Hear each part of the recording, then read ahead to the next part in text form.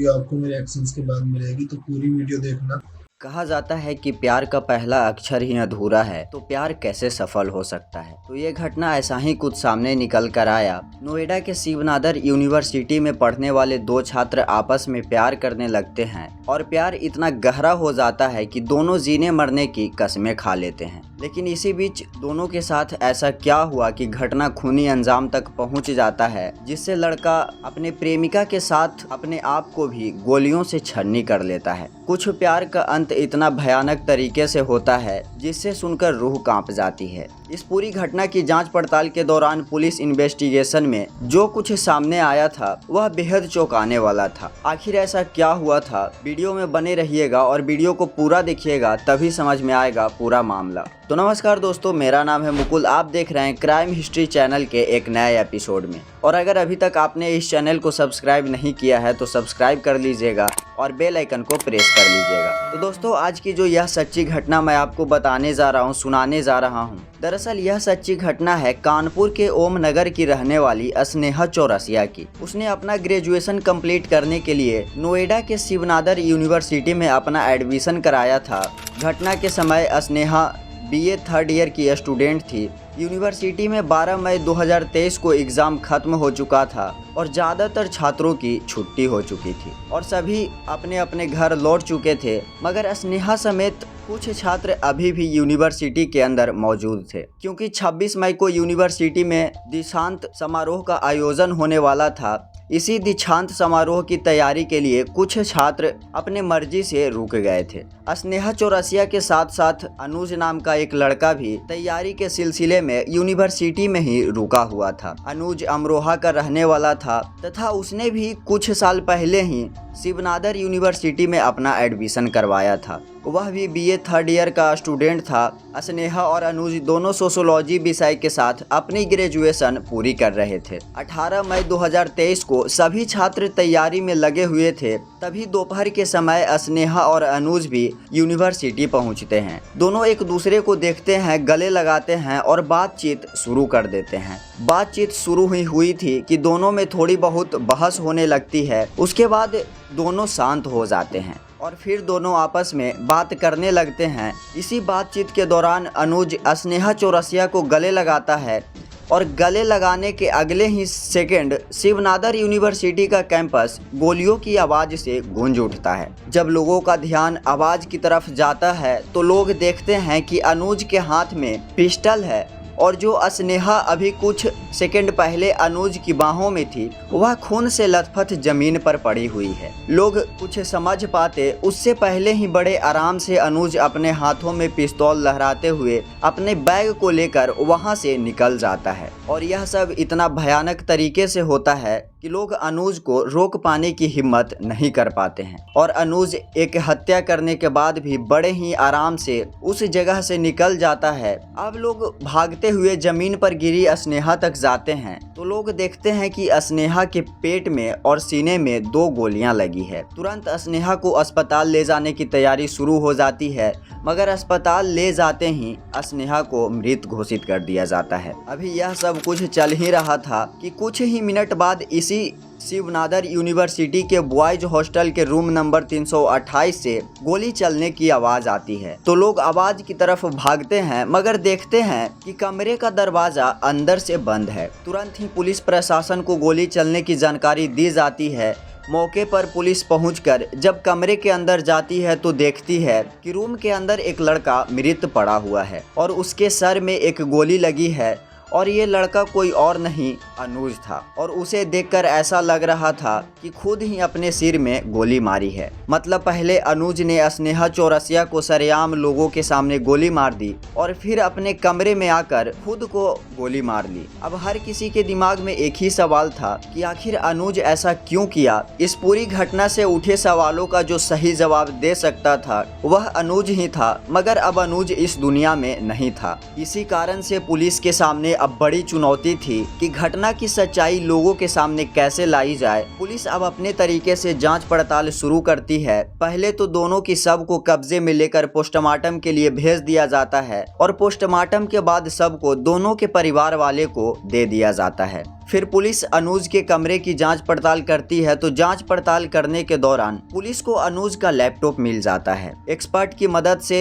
अनुज का लैपटॉप खोला जाता है और फिर उस लैपटॉप की तलाशी ली जाती है। इसी तलाशी के दौरान लैपटॉप में अनुज द्वारा रिकॉर्ड किया गया 23 मिनट का एक वीडियो मिलता है। इस वीडियो से पुलिस को बहुत सारे सवालों के जवाब मिल जाते हैं।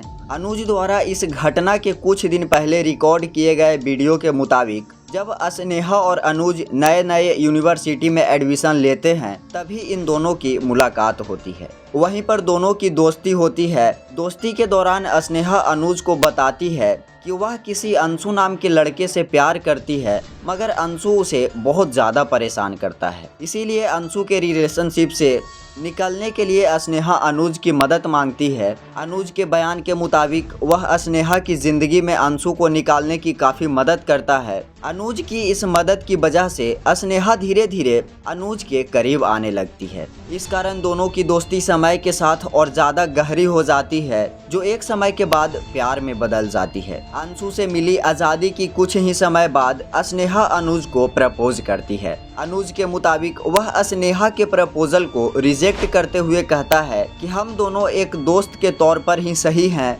मगर एक समय बाद अनुज भी स्नेहा के प्रपोजल को एक्सेप्ट कर लेता है और दोनों रिलेशनशिप में आ जाते हैं।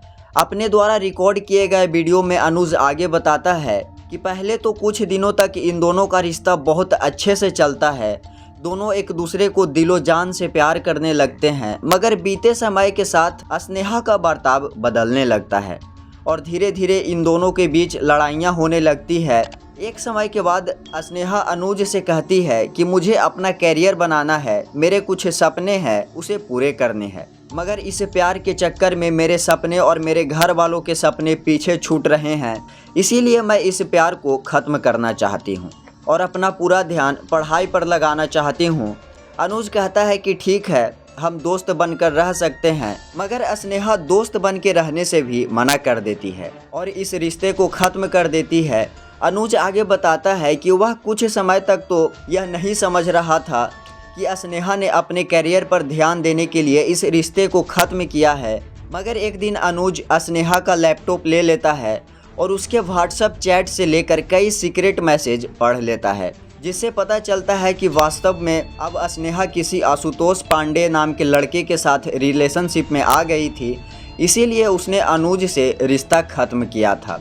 जब अनुज को पता चलता है कि उसने दूसरे लड़के के लिए उसने छोड़ा है तो वह अपने आपा खो देता है और उसी दिन तय कर लेता है कि स्नेहा ने उसे धोखा दिया है और इसकी सज़ा उसे ज़रूर मिलेगी। इसी के बाद अनुज मौके की तलाश में लगा रहता है और फाइनली 18 मई 2023 को मौका मिलते ही पहले तो इस स्नेहा को गले लगाता है और फिर थोड़ी सी नोक झोंक के बाद उसके पेट में और सीने में गोली मार देता है। कुछ समय बाद वह अपने हॉस्टल के कमरे में जाकर खुद भी आत्महत्या कर लेता है। अनुज ने जो कुछ वीडियो में कहा था उसमें कितनी सच्चाई थी, यह बात को समझने के लिए पुलिस अपनी जांच को आगे बढ़ाती है। तो कुछ और खुलासा होते हैं। जब पुलिस की जांच आगे बढ़ती है तो एक और नई कहानी सामने आती है। आगे की जांच के मुताबिक यह सच था कि अनुज और स्नेहा में दोस्ती हुई थी, मगर एक समय बाद अनुज ने स्नेहा को परेशान करना शुरू कर दिया था। स्थिति इतनी बिगड़ गई थी